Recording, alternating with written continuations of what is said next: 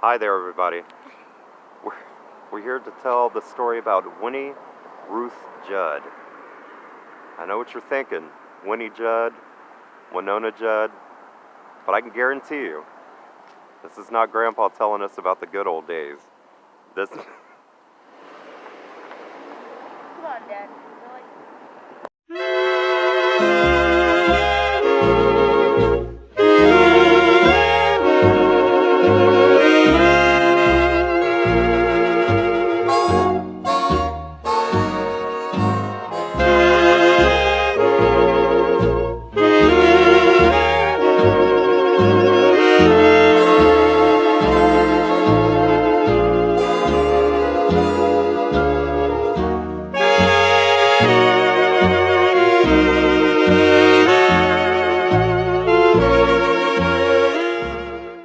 Alright, hi there, everybody.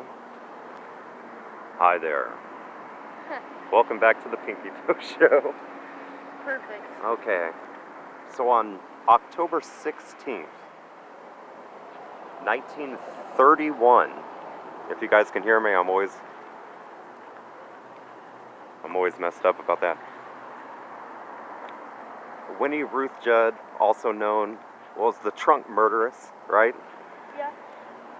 Also known as the Blonde Butcher.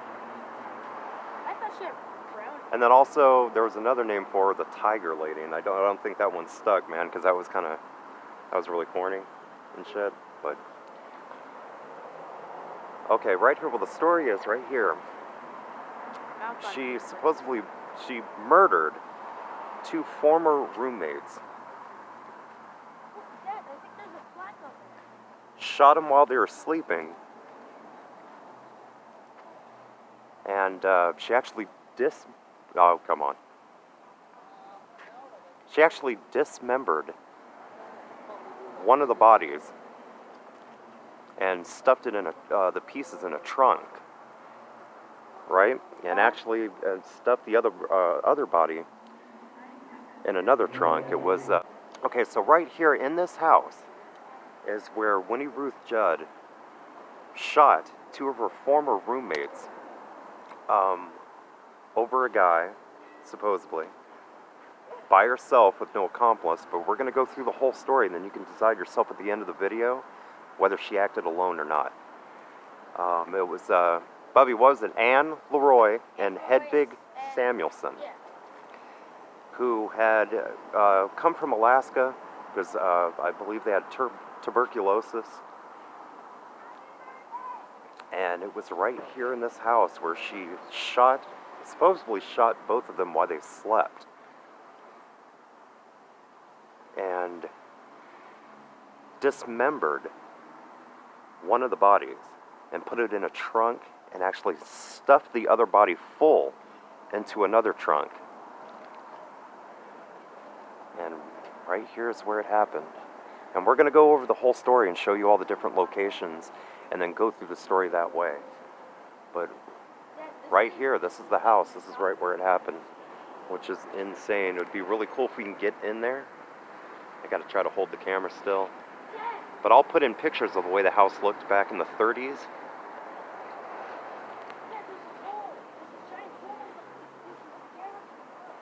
Bubby, I don't think we're supposed to be on here. Yeah, he's gonna turn it, it's gonna be like a law office or something like that. See if we can look inside. Back up. Oh my God, right there's the fireplace, which I will try to show in the video, or in a picture of it, but you can see that fireplace when the policemen are doing their investigations. And oh my God, right back there, like right in the hallway, down on the wood floor. Oh man, they're really dirty. But in the wood floor, on the bottom over there, where the drag marks were, she supposedly by herself, but we'll get into that later. There was drag marks on the floor where she was dragging the trunks out to the cars. Oh my God, wow. So yeah, I'll edit in the crime scene photo, the photos of the cops investigating the house, which is really weird. After the murders happened, they were actually letting people. Oh my God, this might be the this or that over there might be the bedroom where it happened. But I believe in the bathroom is where, the body was dismembered. Oh my God, look, there's a shovel right there, Bubby. How creepy is that? Dad. What happened? Dude, alright, look. So, we're here, and I don't know if it's just dust, but I saw something. This is insane. Dude, Dad, that's if there's a basement in there, that has to be it. Because I saw something move around in there. Alright, I don't think there was any. Alright, let's see if we can. Oh my God, and you can see this little walkway. I'll show in the pictures when they were actually letting people come in and tour the house, because this was like a huge case. It was, they said it was like the same as like the O.J. Simpson trial, but back then. That's how crazy it was. It actually put Phoenix on the map, which, if you're in Phoenix, of course something like that would put Phoenix on the map, right? But It's so creepy, Dad. oh my God, right here. You can see. Is that the kitchen? Because when in her own words, she said it was in self-defense. And I'll edit that video in as well, to where she tells her side of the story, where it was she said it was self-defense. And it happened in the kitchen. We'll get into that a little later. What does that say on the wall right there? Dad, come here. It's so crazy. Oh my God, is it saying something about Winnie, Ruth, Judd right there? Oh my God, it does. Bubby, look. All alone, she was living in a world with an end or beginning. Baby girl, I was bring life for the feeding. The weenie. The weekend. Oh, the weekend. In the what? In the suspect. Wow, that's weird. Dad, come here. Hold on, let's get the rest of this before we get in trouble. Put your light on, look. Oh my God, look. This is crazy. Right in there is where it all happened. Dad, look in this hole. Look. Why are you so freaked out about the basement and the hole? I don't even think there is a basement here. Yeah, there is. Why is there a bunch of holes? But yeah, there's a lot of buildings. You can see like condominiums and stuff. It's been built around. In the old videos that I'll show you, this place was like, there was nothing here but like just this house and maybe another house, it was, oh my God, this is insane. What, Bubby? What? I already looked over there.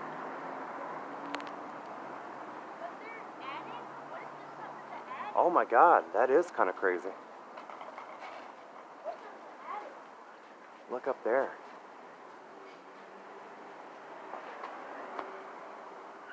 That is kind of weird. I don't like the holes. Look. Creepy. Shine the light into here. Alright, but we'll edit this. This is it, man. This is absolutely insane to me. That's weird. Right?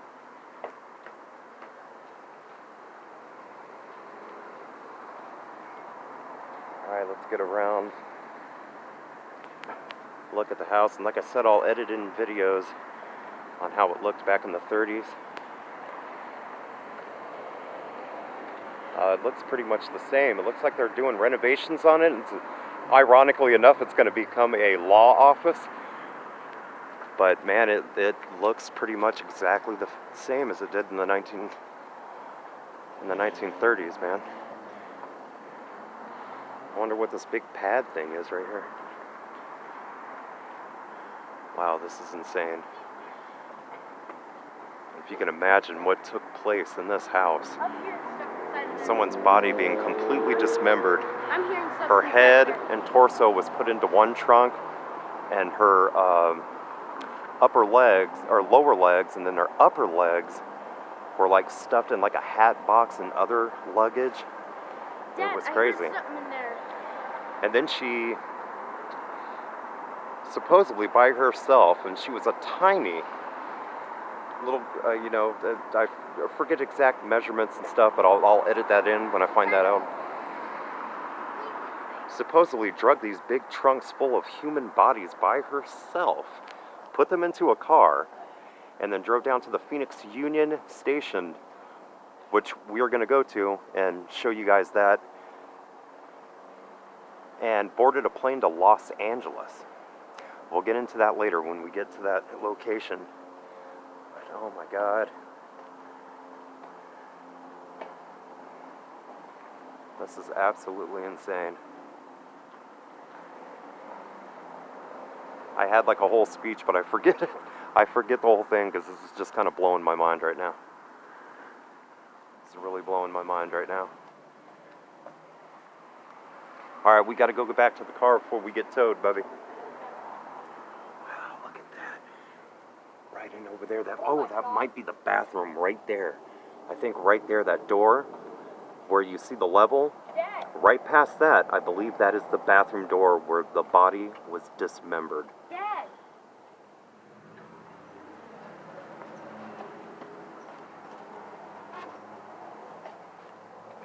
See, there's M&Ms in there.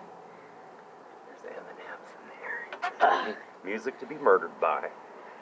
Alright, let's go, What buddy. if we can open it? On to the next location. Whoa! Car. What? Okay. No. No. Okay, just your voice then. Just your voice. Okay.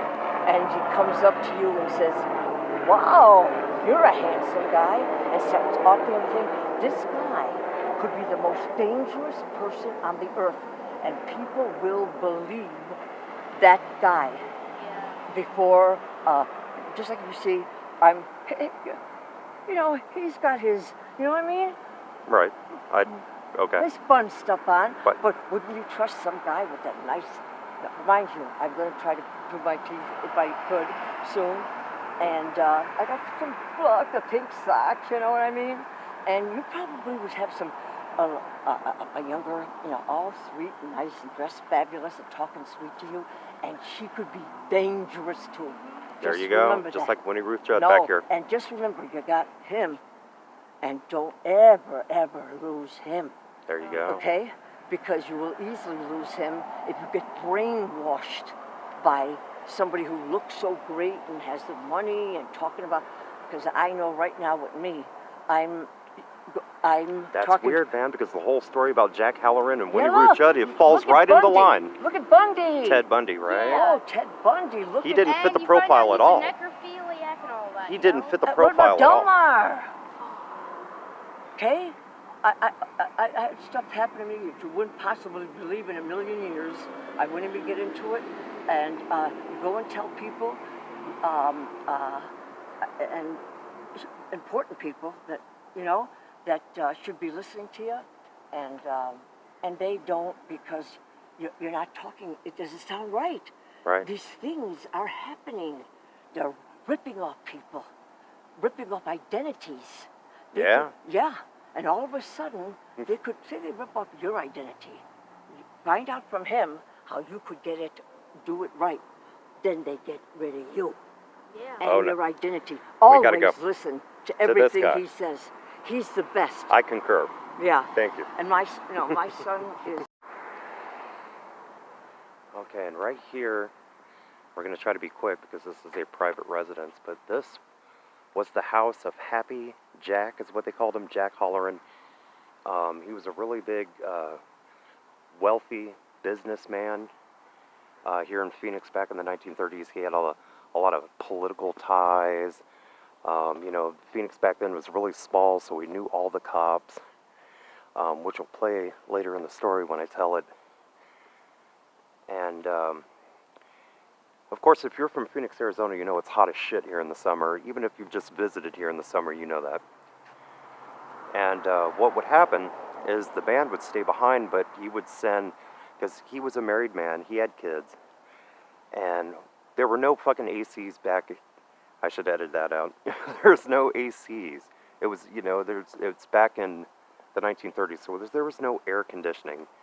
And what they would do, the wealthy business, wealthy guys would send their wife and kids up north to a cooler climate, while they would stay home and sweat it out, you know, and still go to work and stuff. And he was a bit of a philanderer, a bit of a playboy. You know, when the cat's away, the mice will play. Oh, God. Something like that. And so right here's where he lived. This was Jack, Happy Jack Halloran's house, residence right here. You know, like I said before, he had political ties, knew cops, very wealthy businessman. Are you going to read now? And insanely, right over here, right next door to Jack's house, it just so happened that Winnie Ruth Judd, see, she married very young. I believe she was 17 years old, and she married a World War I veteran who was, man, I think it said like 44 years or so. It was crazy. Like, I forget. See, this is when I would need to look up on Wikipedia and get my shit together, the story. He's 44 years old. Her senior. Like, he was a lot older than her. And he had a lot of old war injuries. They moved to Mexico. And he became addicted to morphine. Because, you know, he was a doctor. He was Dr. Judd. And so him being, you know, messed up on morphine, he was getting inconsistent work and all that, and finally they kind of separated, but, you know, we're still in communication, we're still married like that, and she decided to move out here to Phoenix. And right inside of this house, she got a job as a governess for a wealthy couple. And she was out here one day, on this porch, on that very same porch, right here's where she worked as a governess for a wealthy family, Bubby. And she was sitting out right here on this porch when right next door, old Happy Jack Halloran happened to come out and see her on the porch, right here. Because he lived right next door. And, you know, I'll put up pictures. Winnie Ruth Judd was a looker. She was, you know, she's a pretty attractive lady. So he strolled across over here, and right here on this porch is where he struck up a conversation, you know, seduced her. And after that, you know, it became an affair. And see, I should have the stories more together. But one thing I want to show you, look at this. Look, it's a little library. Like, you can go and you can get little books out. Is that cool or what? Yeah, these people are probably going to call the cops. They're looking at us like we're crazy. But right there on that porch, that's where the fateful meeting came, where, you know, Jack Halloran came across, seduced, you know, met Winnie Ruth Judd, and it all went down the hill from there. We'll go on to the next location, and I will show you where she got her second job here at the Grunow Medical Clinic, where she met the two victims, Hedvig Samuelson and Anne Leroy. And so on to the next location, because Bubby says there is a camera right there, so let's get the hell out of here. Let's go. Alright, here we are. It's a little bit dark. Hopefully you can see that well, but right here is the Lois Grunow Memorial Clinic. And this is where Winnie Ruth Judd got her second job here in Phoenix. Let me back up. That's pretty amazing right there. But this is where she got her second job as a medical secretary. And this is where she met Anne Leroy and Hedvig Samuelson, to the two victims she would end up murdering. And yeah, when she worked here, she met Anne Leroy, Hedvig Samuelson, and they actually moved in together back at the house, which we'll show you, where the murders took place. When they took place, She had moved out. I hope you guys can hear me. There's a lot of traffic behind me here. And yeah, this is it, man. This is where she met them, and she actually moved in together with them, and they were all three roommates. They all knew and had relations with this Happy Jack Halloran, and that's where things went wrong.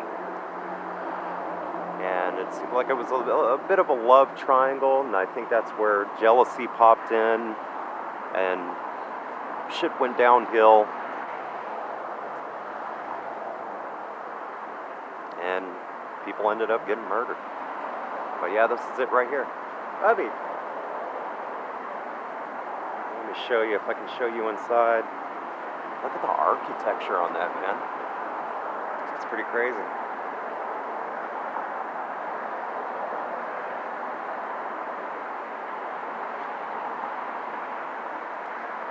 I wonder when this was like established. Oh my God, look in here.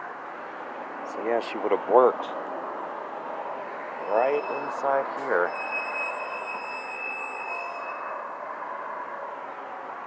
And so did Anne Leroy and Hedvig Samuelson. Wow, look at this place. Bubby, come here. Look at this place. Look at the paintings and all that, man. I don't know if you guys can see that. There's a bit of a glare.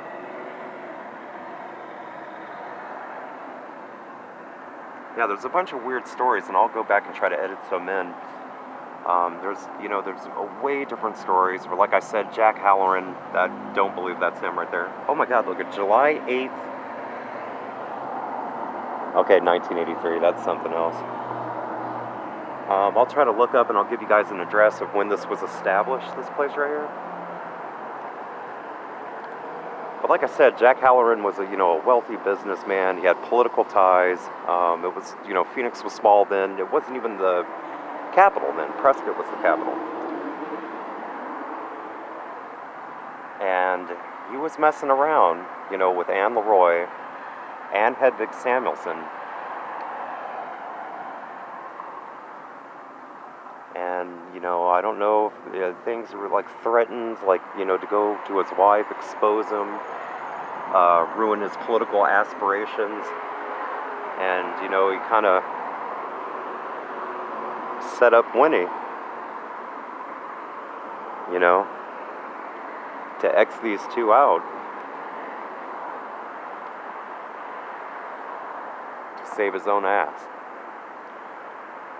But we'll get deeper into that, because I am going to show you the courtroom. It's the old Maricopa County courtroom where the trial took place, and then I'll really get into it. And how Happy Jack,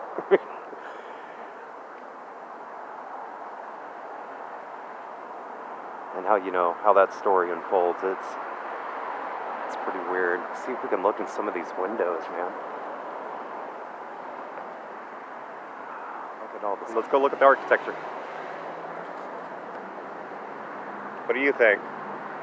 Look at this architecture first, Bubby, look. Why does it say Lister up there? Okay, so Bubby tells me that there was actually a picture That looks just like Winnie Ruth Judd. of Winnie Ruth Judd in the medical. They're probably looking for her, but it looks just like... Okay. And you can't see it. Again, but I'll find out the year that this was made. Of course it was here back in 1931, because that's when Winnie Ruth Judd worked here. Could be... Where? See, that would be Jack Halloran right there. I think that's Grew now. I think that's the guy who this building is named after. And look, that looks like a child. You know what? You can't see it because of the glare. They can't see it because of the glare from the light. But that does look like Winnie Ruth Judd. Hold on. They can kind of see it now. Look, but see the glare, Bubby? Yeah. From the light? Don't, Bubby, you're going to set off an alarm, dude. That does look like Winnie Ruth Judd. I will put up a picture of Winnie Ruth Judd right now, Bubby. Good call. That does look like Winnie Ruth Judd. That's crazy. Bubby. On to the next locations. Go, slide. Huh? Okay, that was anticlimactic, Bubby. Let's go. I had to look at this one. This one says Pasteur on it. Lister and Pasteur. That's weird. I'll have to check out to see what that is. But look, you can see those. Oh my God, the Godfather was here.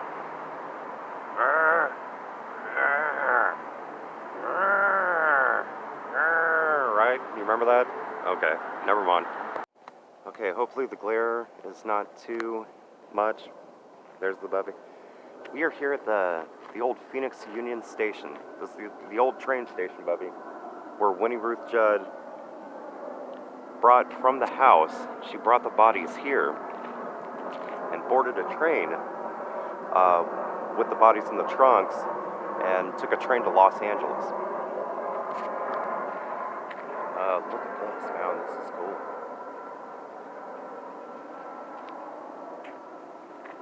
And I forget, I'll look up, and if I can show below, I'll show you when this place was established. Yeah, let's get, man, that sun is bright. Yeah, but this is it. And when she got to Los Angeles, and they were unloading her trunks, the people that unloaded, they noticed a foul smell. They noticed like liquid coming out of the trunks, right? And asked Winnie to open up the trunks, and she said she didn't have a key. And then after that, she disappeared. Now her brother showed up, who was said had no idea about the bodies in the trunks and all that. So he showed up. She asked him. I'm sorry, I'm scatterbrained on this. She asked him to dispose of these trunks for her in the ocean, which, wouldn't that send up a red flag to you, Bubby? What? If all of a sudden your sister shows up with two weird smelly trunks and was like, hey, can you just dispose of these trunks in the ocean for me? I've done worse, but yeah, that'd be... Wouldn't you be like, well, that's kind of weird. Let's go check it out this way, bub.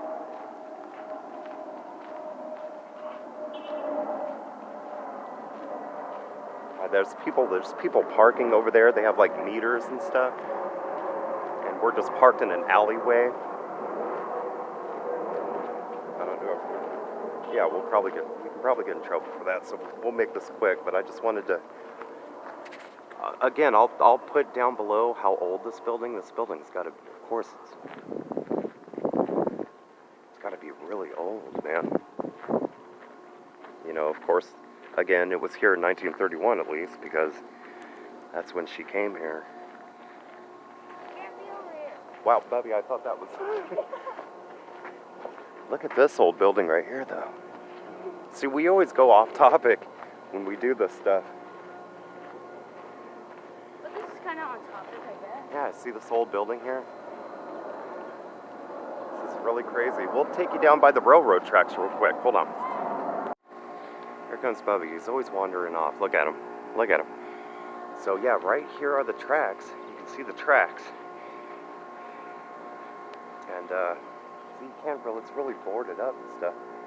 Or fenced off, you can't really get in there. But right over there, that's where they would have loaded up the trunks, not knowing what was inside. And there are the tracks. She would have boarded the train, and sorry for the sun glare if it's there, but she would have headed off that way toward Los Angeles. Bubby, come on. Look at this. Bubby's saying that's from Winnie, Ruth, Judd's time. Look at the bike, Look at the wood. Look at like the doors in there. You see the woodwork up in there? Wow, that is really cool. But look at the freaking bike itself. Yeah, that is old school. That's like a double-seater. And look right there. That is the old Santa Fe freight depot right there. That is cool. So let's go back to the car before we get towed. All right, let the window down before somebody hops in it. But anyway, back to the story. So they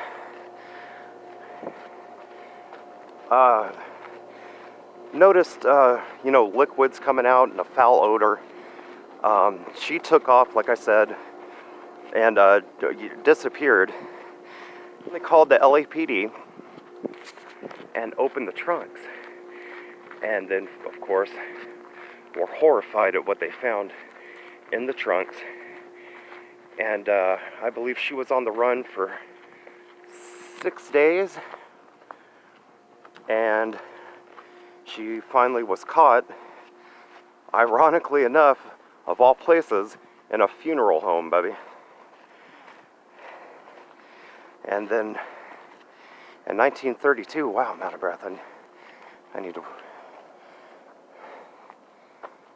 Okay. And then in 1932, she went on trial, baby, at the old Maricopa County Courthouse, which we're fixing to go to right now. So, Bubby, Yeah? we gotta go to court. What? Don't judge me, man. Oh, God. I almost tripped right there. Okay, here it is. This is the old Maricopa County Courthouse. This is where Winnie, Ruth, Judd went on trial in 1932. I believe for the murder of Hedvig Samuelson. Oh, wow, hopefully I'm getting that right. Weirdly enough, she was not charged for the murder of Anne Leroy, the one who was dismembered and put into the trunk. She was only charged and tried for the murder of Samuelson. And I'm going to break the whole thing down for you and see what you guys think. You know, if she acted alone, if she had an accomplice. Because the story is just really weird. As you know, Anne Leroy was dismembered. And not just a hack job. God, this is really loud. I hope you guys can hear me. It wasn't just a hack job, Bubby, right? With like an axe or something like that. She was surgically dismembered with like surgical precision. She had no medical. She wasn't a surgeon. Yeah. How did she do that herself? There's no way. She was a tiny lady, 5 foot something, maybe 110 pounds, maybe soaking wet. You know, she actually was shot in the hand. So what happened is, you know, they got into it. They definitely were all involved with this Happy Jack Halloran guy. And they were all involved. There were two former roommates. She went back to, you know, where they lived, and we showed you the house earlier, to play a game of bridge, because I guess that's how you partied back in the 30s, right? And jealousy, you know, arrived. Things got heated, and I'll put in maybe what she said in her exact words. You know, it was self-defense. She said they attacked her, they grabbed the gun, they shot her in the hand, and then, you know, things ensued from there. The cops say that she acted alone, shot them early in the morning while they slept, and then it ensued from there.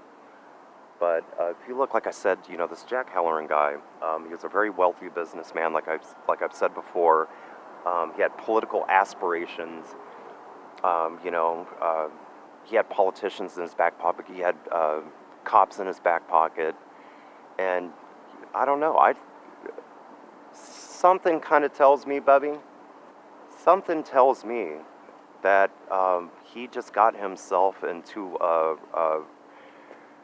a bad situation, and things were going to get out. It was going to ruin his marriage. It was going to ruin his reputation, ruin his political aspirations, and so he made it all go away. And I think Winnie Ruth Judd maybe took the fall for it as a patsy, because it says, in the early morning, neighbors saw Jack Halloran's car there at the house, at the crime scene, the night that it happened, and also the day after, trying to clean up evidence or what. You know, and Winnie Ruth Judd said there was a Dr. Brown who Jack called. You know, he found out all this had happened and was going to clear it up for her, is what her story was. I think that's what she was led to do, to cover him. There was a guy named Dr. Brown who came in and, you know, did the dismemberment and you know, all that. And he was going to actually testify as to what really happened in 1932, and like a couple of days before he died of heart failure. Yes. Conveniently enough, you know what I mean? But yeah, it's really, I'm kind of scatterbrained on it, you know, because I've just been kind of excited about, you know, the craziness of the story. The craziness of the story and being at the locations. So I hope you guys have gotten the story. It's just really weird, you know, and like I said, evidence was tampered with. A couple of days after it happened, the landlord of the house were letting people in for 10 cents a pop to see the location, which tampered with evidence. So, I don't know. Leave it up to you. What do you think? Leave something in the comments to see what you think. So what happened is she was tried, and she went to Florence prison, and she was actually sentenced to hang. And a few days, maybe a week, or before she was sentenced to be hung, she was ruled to be mentally incompetent and went to an insane asylum, which we guys are going to take you there and let you check that out. So, all right, let's hit it. We are at the Arizona State Hospital. I think I can get inside. Where's that? It says right there on the plaque, 1939. That's when they changed it to the Arizona State Hospital. Here it is, and this place is locked down. Hold on, we'll get to I think the old building is right over here, if we can see it through this, right? Bubby, if we can see it through this place is locked down. So yeah, this is the Arizona State Mental Hospital. And there it is right there, Bubby. That is the old building right there. If you can see it, you can't see it. See if this place was locked down like this back in the 30s, you know, when she was committed to here. Man, this sucks that we can't really see it at all. Okay, there, I think you can see it right there. She was, this is when she just barely dodged the bullet from getting hung. Stop climbing the fence, Bubby. From getting hung, and was deemed mentally incompetent, and then this is the insane asylum that she was committed to right there. And she ended up escaping from this asylum 6 different times. And if you look at this, man, look at man, if it was fortified like this back in the day, you know, she wouldn't have been going anywhere. But there's like children's songs back in the day, like, you know, like Freddy Krueger, the 1, 2, Freddy's coming for you. Like every time that it was on the news that she had escaped, of course people would be terrified, you know. They thought, okay, your Winnie Ruth Judd is going to chop us up, put us in a trunk and all that.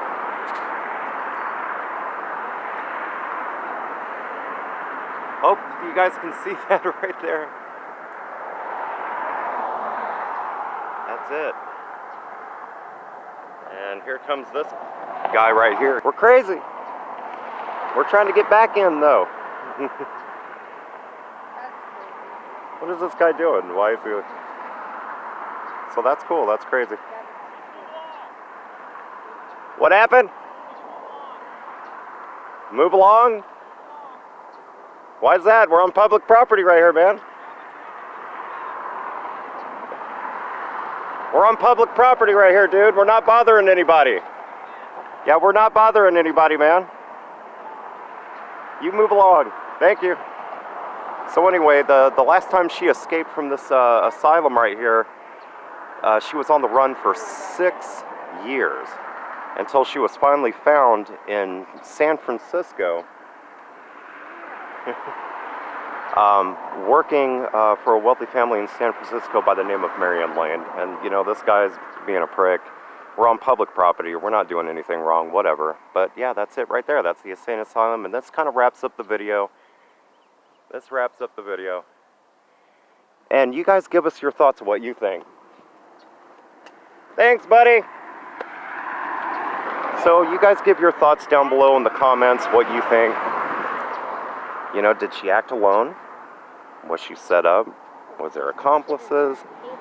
What do you think? Oh, look at these crazy pills. I hope that dude comes out. All right. Whoops. So with that being said,